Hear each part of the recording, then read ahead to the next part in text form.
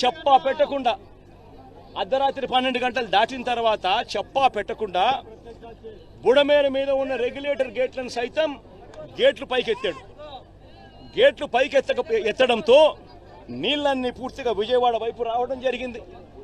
శనివారం ఉధృతంగా కూడా లెవెల్స్ పెరగడం మొదలుపెట్టాయి. నేను అడుగుతా ఉన్నా, ఎందుకో ఆ పరిస్థితి తీసుకొచ్చినారు అని.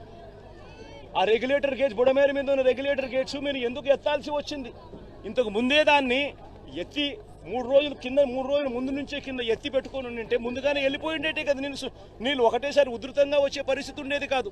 లేదా దాన్ని రెగ్యులేట్ చేసి ఉంటే కనీసం అక్కడ నుంచి డైవర్షన్ ఛానల్ నుంచి పోలవరం కెనాల్ నుంచి ప్రకాశం బ్యారేజీలోకి నీళ్లు వెళ్ళిపోయి అటు నుంచి అటు సముద్రంలోకి వెళ్ళిపోయి ఉండొచ్చు.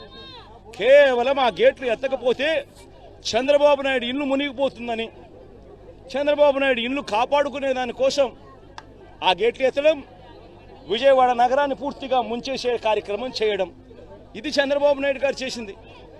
బుడమేరు నుంచి ఇంత తీవ్రమైన వరద అడిషనల్గా ఈ నీళ్ళకి యాడ్ అయ్యి ఈ పరిస్థితి ఇంత దారుణంగా తయారైంది.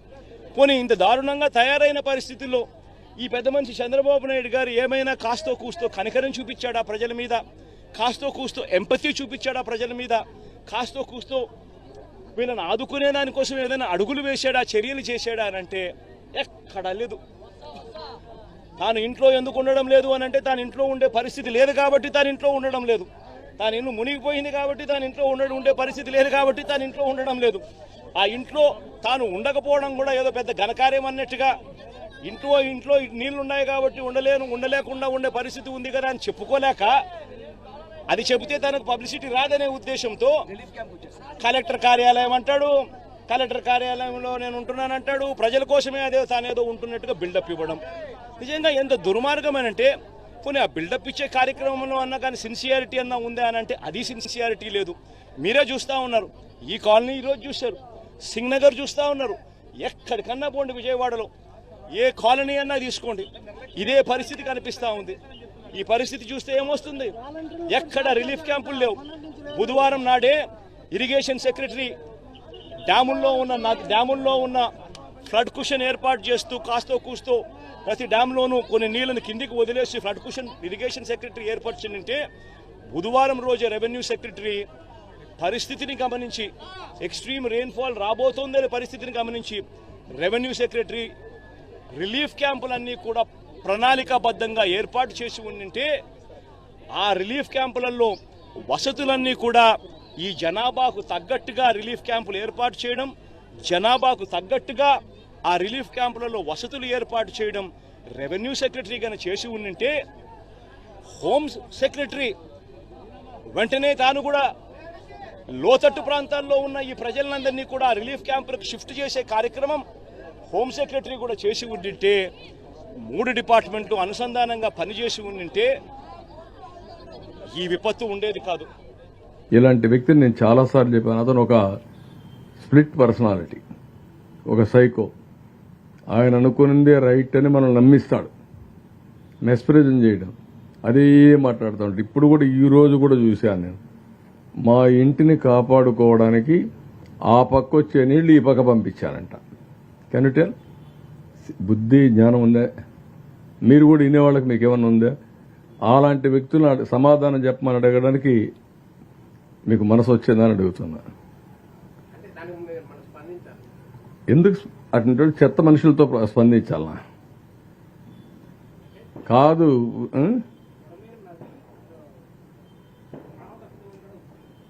కాదు. బుడమేరు నది, అది ఒక వాగు, అది ఒక డ్రెయిన్కు నదికి డిఫరెంట్ తెలియని వాటిని ఏమంటాం? ఇంకా అలాంటి వ్యక్తిని మేము మాట్లాడుతున్నాం. ఇప్పుడు దానికి గేట్లు ఎత్తేసామంట, దానికి నీళ్లు ఈ పక్క నుంచి ఆ పక్క పంపించామంట. మా ఇల్లు అవతల సైడ్ ఉంటుంది, బుడమేరు యువతల సైడ్ ఉంటుంది.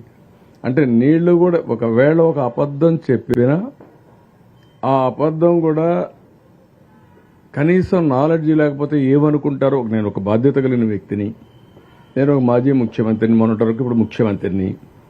నేను మాట్లాడితే మీరేమనుకుంటారండి? కృష్ణా నదికి బుడమేరుకు వ్యత్యాసం తెలియకపోతే 2 నదులు చేసేస్తే ఇలాంటి వ్యక్తులు రాజకీయాల్లో ఉంటే మన దురదృష్టం కాకపోతే ఏంటిది? ఈ రాష్ట్ర ప్రజల దురదృష్టం కాకపోతే ఏంటి? అందుకే పొటాటోకి ఆ రోజు మీరు చూశారు, టమోటాకి పొటాటోకి వ్యత్యాసం తెలియకుండా మాట్లాడాడు. వీళ్ళేం చేస్తారు రాజకీయాలండి? స్పష్టత లేదు, సబ్జెక్ట్ లేదు, నేర్చుకోవాలని ఆలోచన లేదు. సాయంత్రం అయితే గల్లాపెట్టి తిరిగి ఎంత వచ్చిందో చూసుకుంటారు. ఈరోజు కలెక్షన్ అని ఇలాంటి వాళ్ళు రాజకీయాలు చేస్తాను. ప్రజాహితం కోసం పనిచేసే పరిస్థితి రావాలి. ఆ రోజులు అయిపోయినాయి. మొన్నటి వరకు మోసాలు చేశారు, కానీ మీ మోసాలు ప్రజలు అర్థం చేసుకుంటారు. నాకు పని లేకుండా తిరుగుతున్నా, ఈయనకి ఎక్కువ పని అయిపోయి ఇంట్లో కూర్చొని ఎక్కడికక్కడ ఇది చేసే పరిస్థితికి వస్తున్నాడు. ఏమంటారు? వెళ్ళాడా? రేపు వెళ్తున్నాడా? పోస్ట్ పోన్ చేయలేదా? కాబట్టి ఆయనకి పని ఎక్కువ ఉంది కాబట్టి లండన్ పోతున్నాడు. మనందరికి పని లేదు కాబట్టి మీరు రిపోర్ట్ చేస్తున్నారు, నేను తిరిగి పనులు చేస్తున్నా. కొంతమంది కూరగాయల రేట్లు పెంచేస్తున్నారని, అది కూడా కొంచెం మంచిది కాదు. అందుకే ఈరోజు ఇంకొక నిర్ణయం చేశాం. 2 రూపాయలు, 5 రూపాయలు, 10 రూపాయలు కూరగాయలు 3 రేట్లు పెట్టాం. ఆకుకూరలన్నీ 2 రూపాయలకే ఇస్తాం సబ్సిడీతో. 10, 15, 20 రూపాయలు చేసేటన్ని 5 రూపాయలకే ఇస్తాం. 30 రూపాయలు, 25 రూపాయలు చేసేటన్నిటికీ 10 రూపాయలు పెడతాం. 3 రేట్లే ఉంటాయి. ఆ 3 రేట్లకే రేపు కూరగాయలు అందుబాటులో ఉంటాయి. డంప్ చేస్తాం, మొబైల్ పెడతాం, ఎక్కడ చూసినా సరఫరా చేస్తాం. అంత మునుపు కూడా విశాఖపట్నంలో ఇదే మరి పెట్టా. ఇప్పుడు మళ్ళా కూరగాయలన్నీ పెట్టి ఏ ఒక్కరికి ఇబ్బంది లేకుండా చేయడం కోసం ముందుకు పోతున్నాం.